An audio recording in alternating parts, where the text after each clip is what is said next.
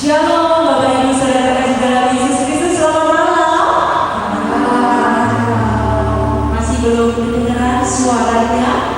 Hari ini kita memasuki minggu pertama, seri pertama di bulan Februari 2023. Saya mau melihat wajah-wajah yang antusias untuk menyambut dan melewati bulan yang baru 2023 dengan tepuk tangan yang meriah.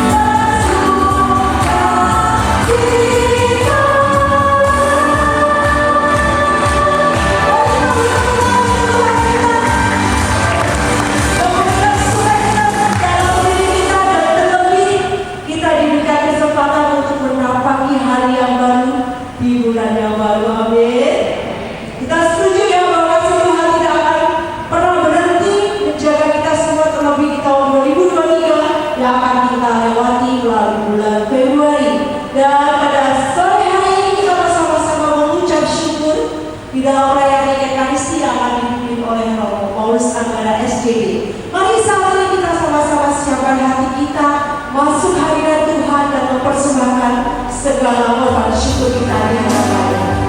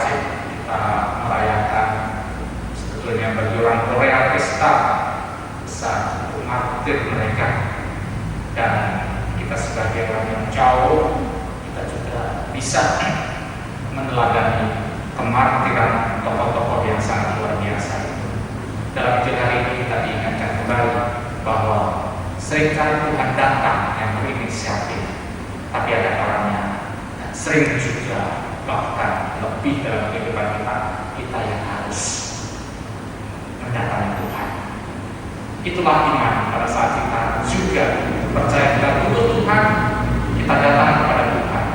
Bukan karena segala sesuatu terjadi dalam kehidupan kita, sesuatu yang baik yang kita datang kepada Tuhan. Tetapi apapun juga yang terjadi, kita selalu percaya bahwa Tuhan adalah satu-satunya pegangan hidup kita. Marilah kita berdoa. Allah Bapa yang Maha Rahim, segala hal yang baik berasal daripada-Mu. Tetapi dalam kenyataannya seringkali kami menerima juga hal-hal yang kami anggap kurang baik.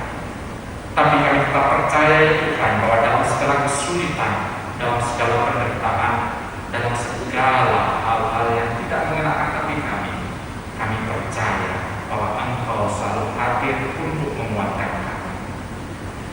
Kami bisa menjadi kuat bukan karena kekuatan kami, tapi semata-mata karena kekuatan seperti yang telah teladankan oleh para martir dari Korea yang menjadi saksi tentang cinta kasih.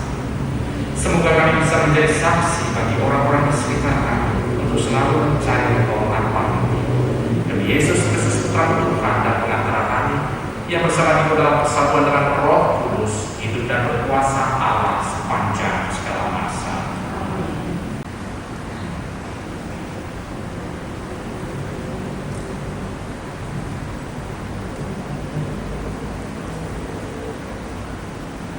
Allah bersabda dan terjadilah demikian.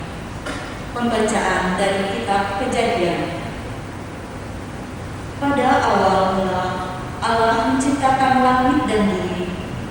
Bumi belum berbentuk dan masih kosong. Gelap gulita meliputi samudera raya, dan Roh Allah melayang-layang di atas permukaan bumi. Allah bersabda, "Jadilah terang," maka jadilah terang. Allah melihat bahwa terang itu baik, lalu dipisahkannya dari gelap. Allah menamai terang itu siang dan gelap itu malam. Maka jadilah terang dan pagi, hari pertama. Allah bersabda, "Jadilah cakrawala di tengah segala air, untuk memisahkan air dari air." Maka Allah menjadikan cakrawala, dan Ia memisahkan air di bawah cakrawala dari air di atasnya. Dan jadilah demikian. Allah menamai cakrawala itu langit. Maka jadilah petang dan pagi, hari kedua. Allah bersabda, "Hendaklah segala air di bawah langit berkumpul pada satu tempat, sehingga kelihatan yang kering." Dan jadilah demikian. Allah menamai yang kering itu darat, dan kumpulan air itu laut. Allah melihat bahwa semuanya itu baik. Allah bersabda, "Hendaklah tanah menumbuhkan tunas-tunas muda, tumbuh-tumbuhan yang berbiji, segala jenis pohon buah-buahan yang menghasilkan buah berbiji, supaya ada tumbuh-tumbuhan di bumi." Dan jadilah demikian. Tanah itu menumbuhkan tunas-tunas muda, segala jenis tumbuh-tumbuhan yang berbiji, dan segala jenis pohon-pohonan yang menghasilkan buah berbiji. Allah melihat bahwa semuanya itu baik, maka jadilah petang dan pagi, hari ketiga. Allah bersabda, "Jadilah benda-benda penerang di cakrawala, untuk memisahkan siang dari malam. Biarlah benda-benda penerang itu menjadi tanda yang menunjukkan masa-masa yang tetap, menunjukkan hari dan tahun, dan sebagai penerang pada cakrawala. Biarlah benda-benda itu menerangi bumi." Dan jadilah demikian. Maka Allah menjadikan dua benda penerang yang besar, yakni yang lebih besar untuk menguasai siang, dan yang lebih kecil untuk menguasai malam. Dan Allah menjadikan juga bintang-bintang. Semuanya itu ditaruh Allah di cakrawala untuk menerangi bumi, dan untuk menguasai siang dan malam, dan untuk memisahkan terang dari gelap. Allah melihat bahwa semuanya itu baik, maka jadilah petang dan pagi, hari keempat. Demikianlah sabda Tuhan. Syukur kepada Allah. Apapun yang terjadi di dalam kehidupan kami, sungguh kami tidak pernah meragukan kasih Tuhan. Saat Kau berfirman, Kau sanggup menyembuhkan. Saat Kau bersabda, Kau melakukan. Apapun yang terjadi dalam hidupku ini, tak pernah ku ragukan kasih-Mu Tuhan.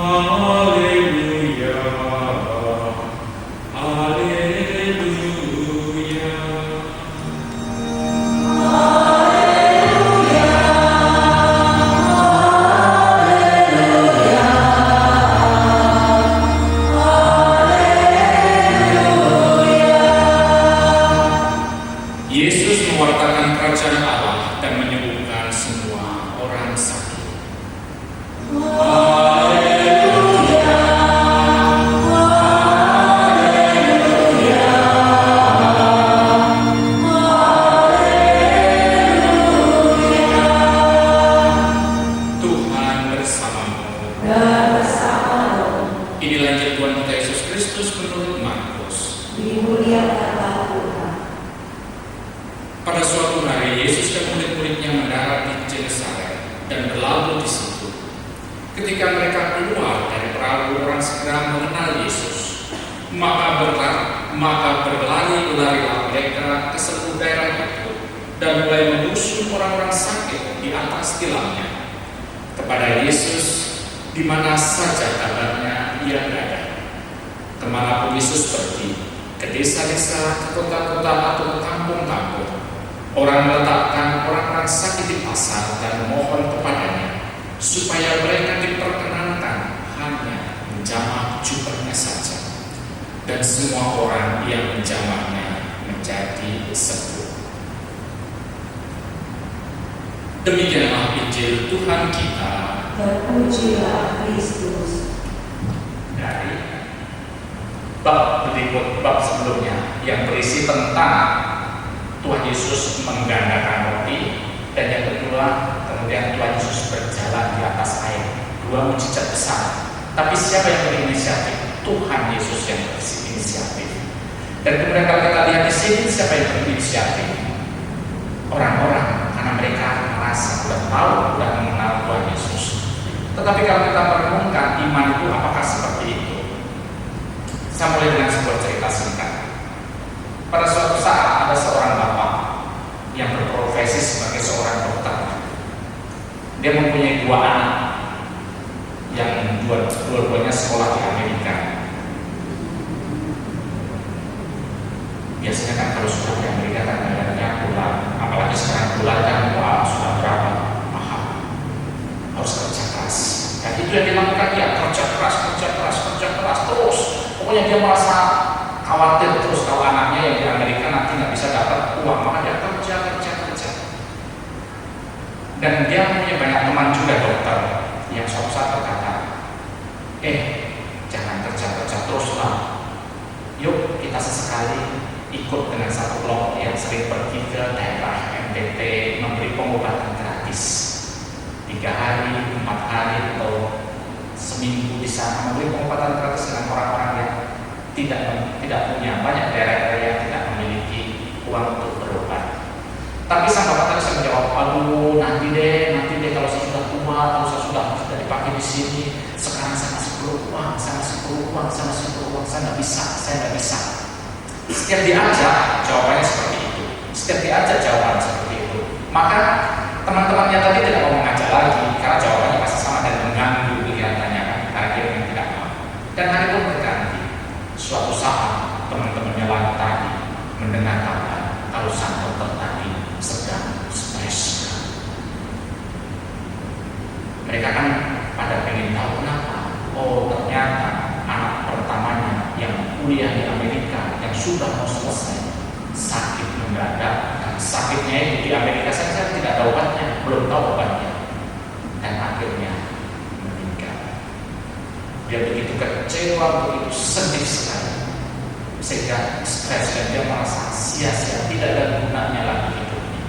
Maka dia hanya kurung di kamar stres. Teman-temannya kan kasihan, makanya dia ajak, daripada kamu stres di sini, lihat tembok sana, lihat tembok sini, yuk ikut kami saja.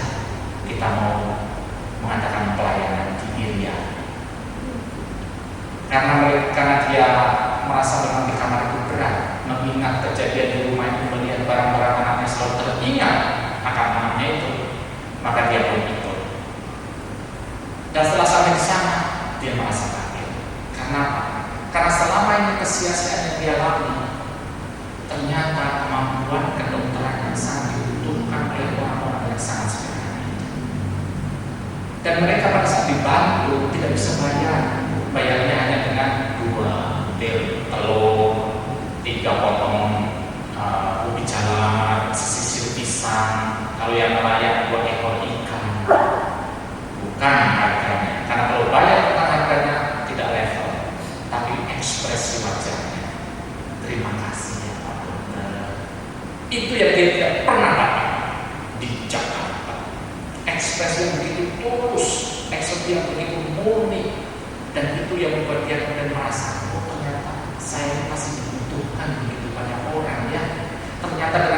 saya bisa menyelamatkan begitu banyak orang yang dulu saya tidak pernah berpikir sampai di situ.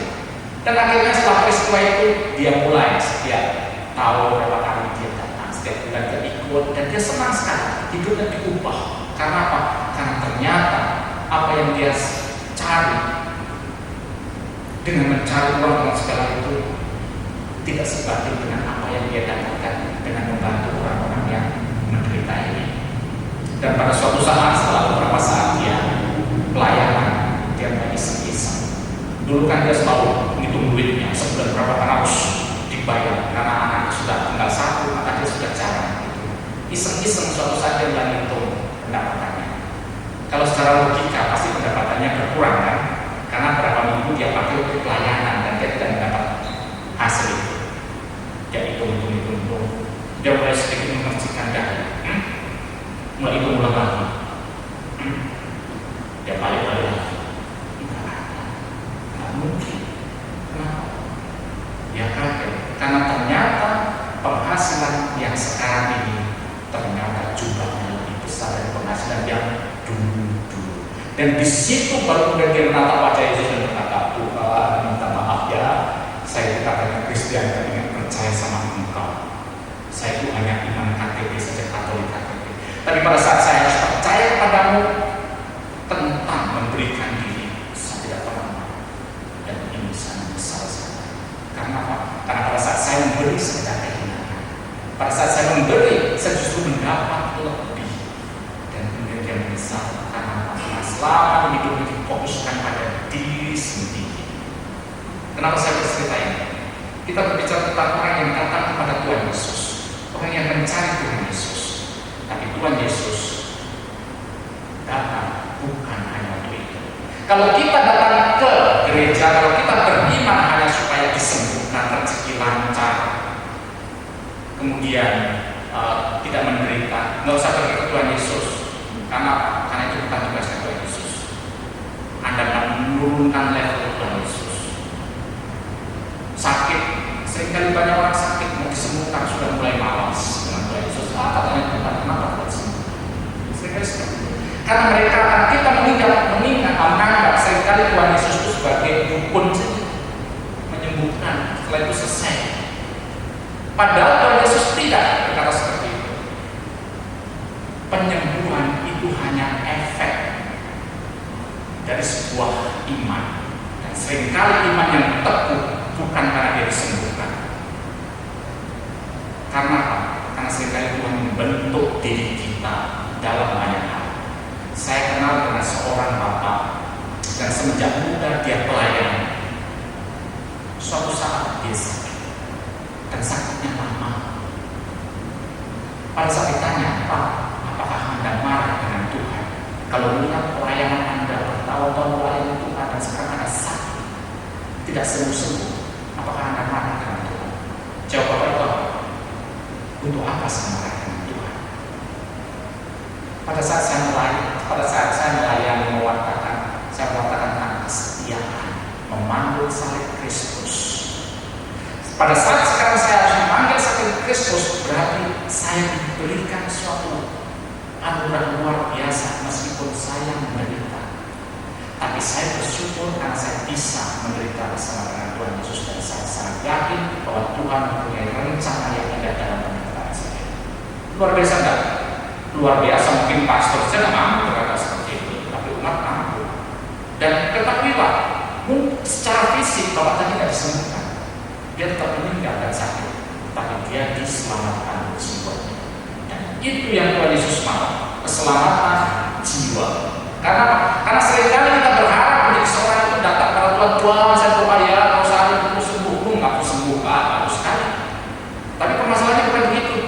Seringkali kita doa, ikut persekutuan, doa bersama tiap hari, bisa tiap hari, masalah tambah banyak. Bukan kemudian tambah ringan, tambah banyak. Kenapa? Karena dalam penderitaan, dalam kesulitan, itulah kita sedang dibentuk, dan kelihatan seringkali dalam situasi seperti itu Tuhan diam, seperti ini tidak ada. Bahkan mukjizat sebelum ini pada saat ada ombak yang luar biasa, Tuhan Yesus tidur. Seringkali di kapal tidur. Bayangkan murid-murid yang lain setengah mati, dia tidur. Bayangkan. Pada saat seperti itu, apa yang sudah lakukan? Karena seringkali Tuhan itu sepertinya tidak gitu. Karena Tuhan sedang melihat iman kita. Di manakah iman kita? Karena seorang yang beriman kuat kepada Tuhan bukan seseorang yang seringkali kehidupannya lancar, tapi seringkali dia up and down. Anda tahu, tentara kita kalau nyanyi bagaimana? Indonesia tanah airku, tanah tumpah darah. Kalau kita dengar nyanyi ini, kita tahu siapapun musuh yang di depan dihantam, betul kan? Dari gaya berbicara, gaya nyanyinya, semangatnya, dan mereka dibentuk bagaimana enak-enak tiduran begitu. Tidak setengah hati mereka dibentuk keras supaya terbentuk semangatnya kuat. Akhirnya tercipta tentara-tentara yang mempunyai fisik, mempunyai kekuatan mental yang sangat luar biasa. Itu juga kita dibentuk oleh Tuhan. Permasalahannya kita itu kalau dibentuk dengan Tuhan ada masalah kecil juga please-lah Tuhan, tolonglah, gak usah beginilah Tuhan, saya kurang apa sih? Saya ingin worship lebih habis ini loh, kurang apa? Tuhan, please-lah, yang lain itu yang gak pernah ke gereja itu, jangan saya. Kenyataannya seringkali kita itu mudah mengeluh, kita mau instan itu. Kita tidak mau dibentuk, padahal dibentuk itu justru kita suka menjadi lebih kuat lagi. Kalau tentara kita tadi kan nyanyi jelas Indonesia tanah airku. Lah kita yang kalau dibentuk mengeluh, nyanyinya bukan begitu. Nyanyinya pasti begini, Indonesia tanah airku, Indomie seleraku, gitu. Maunya gampang, ya sudah makan Indomie pasti sakit perut, nggak ada gizinya. Karena makan tidak mau. Dan disitulah yang kemudian kita melihat kepada diri kita pada saat saya menjadi seorang Kristiani, Tuhan sudah datang kepada kita, Tuhan sudah hadir kepada kita. Tanggapan kita apa? Pada saat kita mengalami kesulitan, apakah kemudian menunjuk kita dipakai untuk nunjuk-nunjuk nyalain orang? Karena makan paling gampang nyalain orang itu, betul tidak? Itulah salah Tuhan, salah sini. Pada suatu saat ada seorang bapak yang datang kepada pastor, saya cerai. Loh, di gereja Katolik nggak ada cerai, tapi saya cerai dengan istri saya. Kenapa? Pastor tahu nggak betapa malunya seorang suami punya istri yang kerjanya pergi ke diskotek, ke bar, ke karaoke. Malu tidak? Istrimu seperti itu? Iya.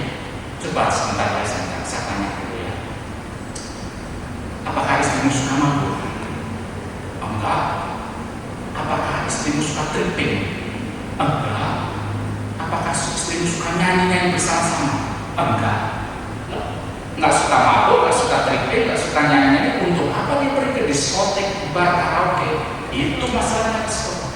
Istri saya pergi ke situ nyari saya. Kan saya malu dengan teman-teman saya. Menyalahkan orang gampang sekali. Menyalahkan Tuhan lebih gampang sekali. Tapi pada saat kita menunjuk seperti itu, kita tidak akan pernah berubah. Dan iman kita tidak akan pernah bertumbuh. Karena iman bertumbuh pada saat saya menerima apa yang saya alami ini sebagai bentuk saya berubah. Sebagai bentuk saya bertumbuh. Jangan sampai yang kita berubah karena Tuhan sudah ngeluh, sudah jewer dengan kita. Bahaya itu. Sebelum dijewer, bertobat. Kalau dijewer sakit rasanya nanti. Karena apa? Karena seringkali Tuhan sudah sabar, minta ampun, tapi kita itu masih dapat gitu. Masih pura-pura nggak tahu. Dan Tuhan mempunyai caranya sendiri-sendiri yang tentu caranya berbeda-beda. Tapi kita diingatkan kembali di sini pada saat kita merayakan Ekaristi, kita merayakan Tuhan yang begitu mencintai kita, Tuhan yang begitu peduli kepada kita, dan hendaknya kita sebagai umatnya juga menjawab cinta Tuhan dengan cara yang sama. Hidup menjadi berkat bagi sesama. Sejauh mana hidup saya bisa menjadi karunia? Saya seringkali mengatakan hidup yang menjadi anugerah. Ingat ya, jangan dipisah-pisahkan. Bahaya kalau dipisah-pisahkan. Saya kira suka buang anunya itu. Yang tinggal hanya gerahnya saja. Nggak nyaman. Nggak nyaman. Sehingga saya mengatakan seperti itu. Kalau datang bagus, nggak nyaman. Sebagai seorang Kristiani, Iman itu harus diwujudkan dalam kehidupan. Iman itu diwujudkan dalam tingkah laku, dan itulah proses yang harus kita lakukan. Disitulah kita dibentuk oleh Tuhan. Dan seringkali Tuhan itu membentuk kita dengan babak belur. Jangan dipikir ya, orang-orang suci nggak babak belur. Bunda Maria babak belur, Santo Yosef, apalagi Tuhan Yesus sendiri juga babak belur. Terus kita mau enak-enakan saja? Tidak bisa. Tentu kita ingin menghindarkan penderitaan, pasti siapapun. Tapi ingat, tidak akan pernah kita bisa menghindari itu. Anda semakin menghindar, semakin banyak akan datang. Tapi kalau kita dalam segala kesulitan kita berani menghadapi itu, bukan dengan mengandalkan kemampuan sendiri, tapi kita juga terlebih mengandalkan kehadiran Tuhan. Disitulah kita akan merasakan berkat kasih karunia yang luar biasa dan mujizat pasti akan terwujud. Karena mujizat butuh iman, dan iman itu butuh kesetiaan dan juga butuh ketekunan. Dan itulah yang sedang kita coba wujudkan hari demi hari. Semoga Tuhan memberkati kita. Kami persembahkan firman Tuhan supaya Kau jadikan kami rumah doa, biar segala bangsa datang untuk menyembah.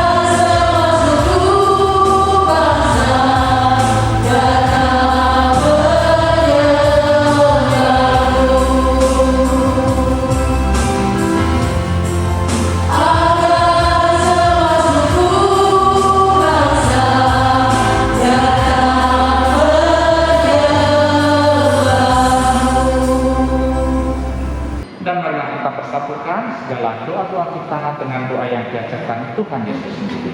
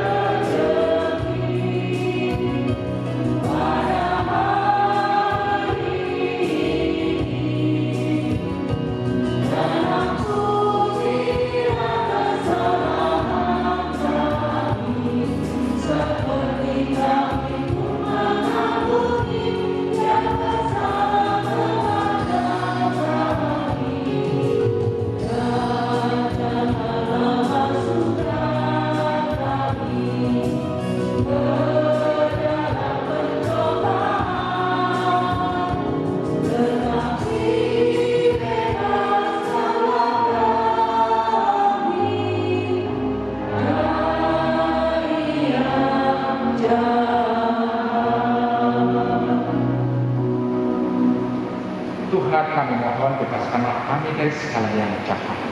Sudilah memberi damai sepanjang hidup kami, supaya kami yang telah dikeluarkan oleh pilihan kasih-Mu selalu bebas dari dosa dan dijauhkan dari segala gangguan, sambil menantikan harapan yang membahagiakan dan kedatangan penyelamat kami, Yesus Kristus. Sebab Engkau Raja yang benar dan berkuasa untuk selama-lamanya. Tuhan Yesus Kristus, Engkau telah bersabda kepada para rasul-Mu, damai-Ku kutinggalkan bagimu, damai-Ku kuberikan kepadamu. Janganlah memperhitungkan dosa kami, tetapi perhatikanlah iman gereja-Mu, dan berilah kami damai dan persatuan sesuai dengan kehendak-Mu. Engkau yang hidup dan merajai kini dan sepanjang segala masa. Amin. Damai Tuhan bersamamu. Dan bersama-mu. Mari kita saling menyampaikan salam damai.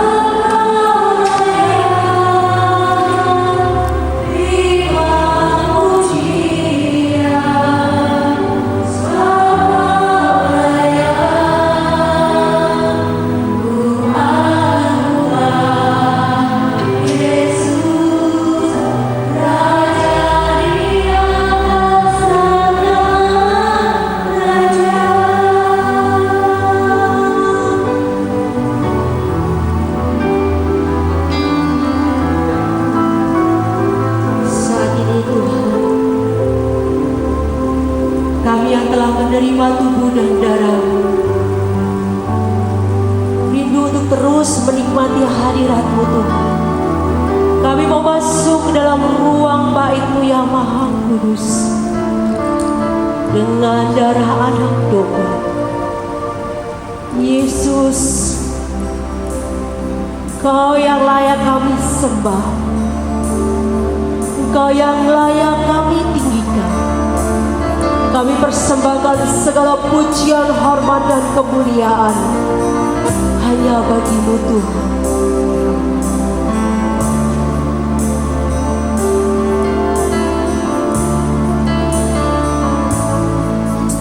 Masuk ruang maha kudus dengan darah anak domba.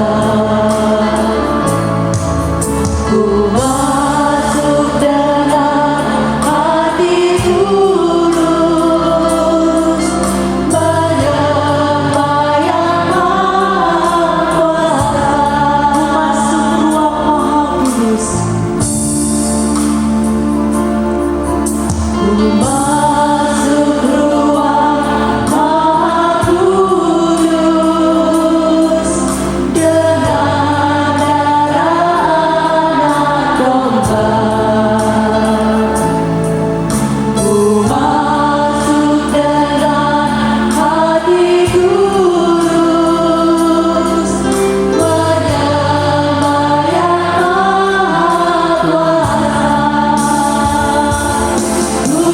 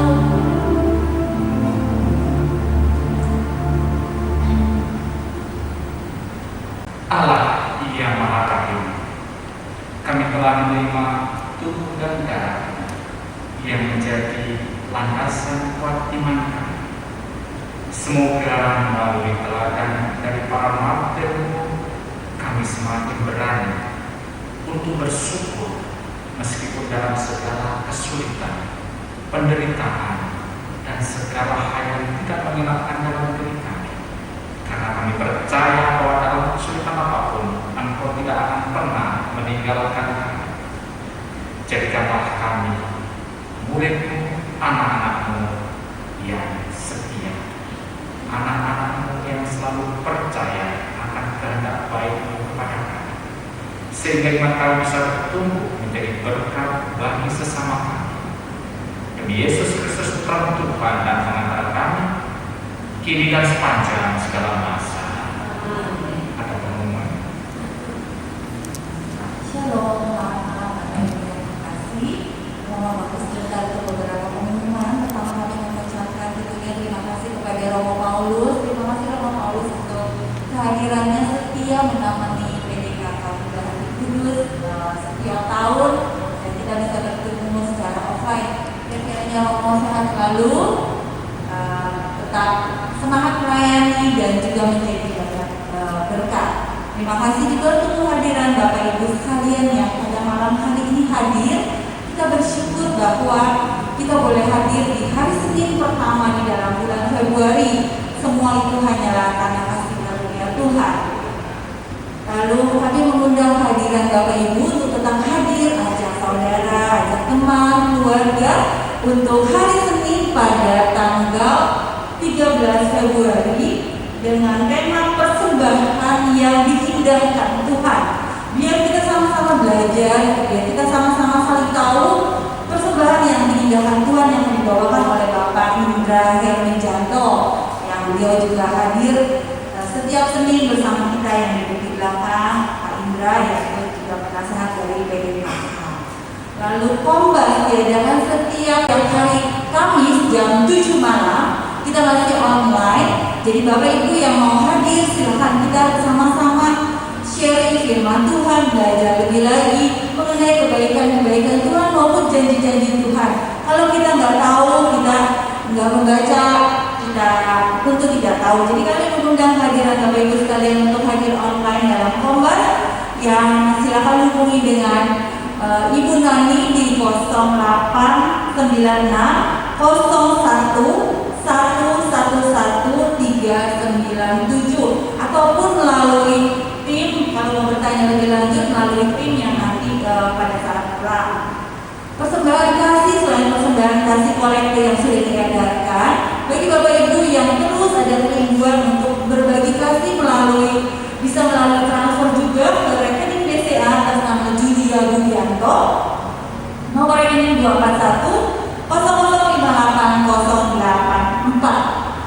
Lalu bersama dengan Gereja Bendahari Kudus, kami mengundang Bapak Ibu untuk misa hari orang sakit sedunia yang akan diadakan hari Sabtu besok tanggal 11 Februari. Jadi Bapak Ibu bisa ajak, mungkin ada saudara atau keluarga atau juga memang kenalannya yang membutuhkan pengurapan untuk orang sakit. Jadi tanggal 11 Sabtu itu khusus Gereja Katolik merayakan misa orang sakit sedunia yang akan dibawakan oleh Romo RD Thomas Aquino Rohadi. Jadi setelah misa nanti ada pengurapan khusus bagi orang sakit. Pendaftaran bisa di-scan atau juga selesai bisa melalui ketua lingkungan atau wilayah. Silakan Bapak Ibu mencari ketua lingkungan atau wilayah masing-masing untuk mendaftar. Yang terakhir untuk wujud doa dapat disampaikan melalui WA di 0813-8551-8769. Setiap wujud doa yang masuk kami doakan setiap hari Rabu oleh tim dalam doa syafaat bersama. Demikian pengumuman malam hari ini. Terima kasih, Tuhan Yesus memberkati. Tuhan sertamu.